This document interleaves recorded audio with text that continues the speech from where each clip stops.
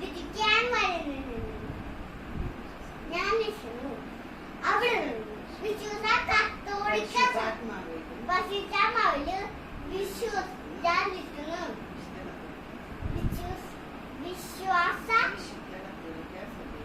വിശ്വാസ കത്തോലിക്ക സഭയിലും പുണ്യാളന്റെ ഐക്യത്തിലും പാപനന്ദ മോചനത്തിലും ശരീരത്തിന്റെ ഒരുക്കലും നിത്യമായ